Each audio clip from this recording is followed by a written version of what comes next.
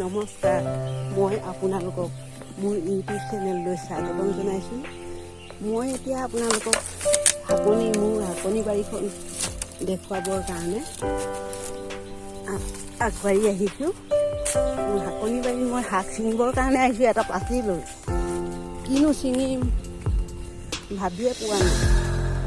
আৰু এনেকৈ হাকনি বাৰীলৈ সোমাই আহোঁতে মই আপোনালোকক মোৰ জলকীয়া গছজোপাহে দেখুৱাম বুলি ভাবিছোঁ। এইজোপা চাওক আপোনালোকে, মোৰ জলকীয়া গছ। এই জলকীয়া গছজোপা কেনেকৈনো ভোট জলকীয়া লাগিছে আপোনালোকে চাওকচোন। এনেকৈ ভোট জলকীয়া ইমান সুন্দৰকৈ লাগিছে, যাতে অন্য চকু পৰিলে কিজানি মুখ লগা বুলি এটা কথা কয় আমাৰ অসমীয়াত। তেনেকৈ আপোনালোকেও এনেকৈ ভোট জলকীয়া ৰুৱকচোন। বেছি ৰুব নালাগে, খুব বেছি 3 জোপা ৰুলেও হ'ব। মই এতিয়া যেনে হ'লেও 25 জোপামান ভোট জলকীয়া ৰুইছোঁ। ঘৰতে খাবৰ কাৰণে ৰুইছোঁ আৰু তেনেকৈ আপোনালোকক আজি দেখুৱাম বুলিয়ে ভাবিছোঁ। এনেকৈ আপোনালোকেও তেনেকৈ 2 জোপা 3 জোপা ৰুলেও ঘৰত খাবলৈ ভোট জলকীয়া হ'ব। আৰু মই এনেকৈ একো দোকানৰ পৰা প্ৰস্তুত কৰা ৰাসায়নিক সাৰ দিয়া নাই। মই ঘৰতে প্ৰস্তুত কৰা এই মোৰ ছাগলী গোবৰ আৰু এয়া শুকান গোবৰ প্ৰস্তুত কৰি গুড়িত দি থৈছোঁ। এয়া চাওকচোন কেনেকৈ বাৰু ভোট জলকীয়া লাগিছে। আপোনালোকেও তেনেকৈ চাই পিনে 2 জোপামান ৰুই থ'বচোন। জেগা নহ'লেও আপোনালোকৰ ফুলনি বাৰীতে ৰুই চাব। চব কেনেকৈ ফুল আহিছে আৰু বহুতো ফুল আহিছে।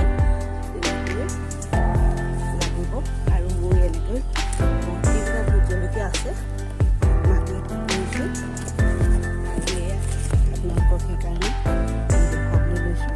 আপোনালোকে ভোট জলকীয়া খাই চাগে ভালেই পায়। ময়ো খুব ভাল পাওঁ। মই জলকীয়া নহ'লে ভাত খাবই নোৱাৰোঁ। সেইকাৰণে ভোট জলকীয়া বিচাৰি বিচাৰি নিজেই ঘৰতে পুলিটো পচাই নিজেই ৰুইছোঁ। চব আকৌ এইজোপা চাওক, এইজোপাও ভোট জলকীয়া এনেকৈয়ে লাগিছে। এনেকৈ লাগিছে ভোট জলকীয়া।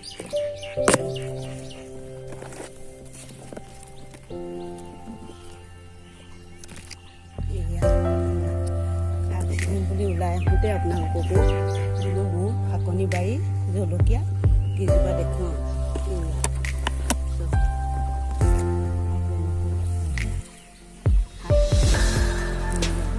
খেতি কৰি যাব, ঘৰতে প্ৰস্তুত কৰা, খাই ভাল লাগিব, মানুহক দেখুৱাই ভাল লাগিব। আপোনালোকে বহুতো নিজকে এজনী খেতিয়ক বুলি গৌৰৱ কৰিব পাৰিব। এনেকৈ আপোনালোকক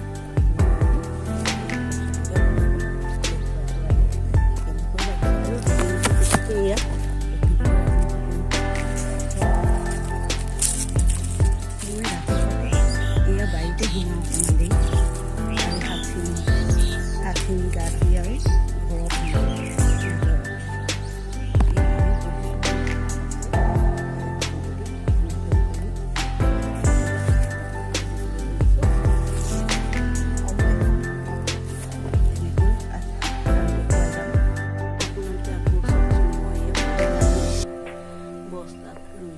জলকীয়া ভোট জলকীয়া তেনেকৈ 20-25 জোপামান মই ৰুইছোঁ। ইয়াত ফুল আহিছে।